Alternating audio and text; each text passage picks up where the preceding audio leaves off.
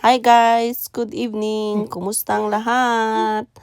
Eto guys, busy ako ngayon sa pag-aayos ng aming regalo para sa aming mga kaibigan. Kayo guys, nakapagbalot na ba kayo ng mga regalo nyo? Sa mga inaanak nyo o sa mga kaibigan nyo? Malapit na ang Pasko. Ito yung anak kong makulit, nandito. Nakikinig. Merry Christmas sa lahat. Alam nyo guys, nakakatuwa no? Kasi noon, ni isang piraso wala akong pambili. Ngayon, yan, nakabili na rin. Thank you Lord sa lahat ng mga blessings. Dati-rati, naiinggit lang ako sa mga friendship. Ngayon, nakakabili na rin ng mga gift para sa mga kaibigan. Merry Christmas guys sa inyong lahat. Sa Pilipinas, Christmas na ngayon. 24 na ngayon dyan. Dito, 23 pa lang ng gabi dito sa Canada. So, bukas pa ang start ng Christmas namin.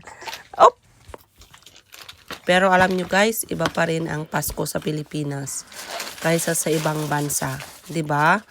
Yung mga nasa ibang bansa, 'di ba? Totoo yung sinasabi ko. Kasi sa Pilipinas, ramdam mo yung Christmas. Dito wala ang lungkot. Kayo-kayo lang. Wala ka pang naririnig na mga Pasko na kanta sa mga kapitbahay. So, parang dito hindi mo feel na Christmas.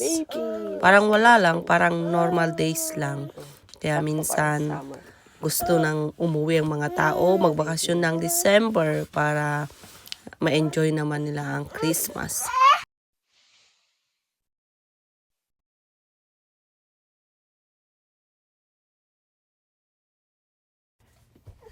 Hi guys, good evening. Kumusta ang lahat? Eto guys, busy ako ngayon sa pag-aayos ng aming regalo para sa aming mga kaibigan. Kayo guys, nakapagbalot na ba kayo ng mga regalo nyo? Sa mga inaanak nyo o sa mga kaibigan nyo? Malapit na ang Pasko. Ito yung anak kong makulit, nandito. Nakikinig. Merry Christmas sa lahat. Alam nyo guys, nakakatuwa no? Kasi noon, ni isang piraso wala akong pambili. Ngayon, yan, nakabili na rin. Thank you Lord sa lahat ng mga blessings. Dati-rati, naiinggit lang ako sa mga friendship. Ngayon, nakabili na rin ng mga gift para sa mga kaibigan. Merry Christmas guys sa inyong lahat. Sa Pilipinas, Christmas na ngayon. 24 na ngayon dyan. Dito, 23 pa lang ng gabi dito sa Canada. So, bukas pa ang start ng Christmas namin. Pero alam nyo guys, iba pa rin ang Pasko sa Pilipinas kaysa sa ibang bansa. 'Di ba? Yung mga nasa ibang bansa, 'di ba? Totoo yung sinasabi ko. Kasi sa Pilipinas, ramdam mo yung Christmas. Dito wala ang lungkot. Kayo-kayo lang.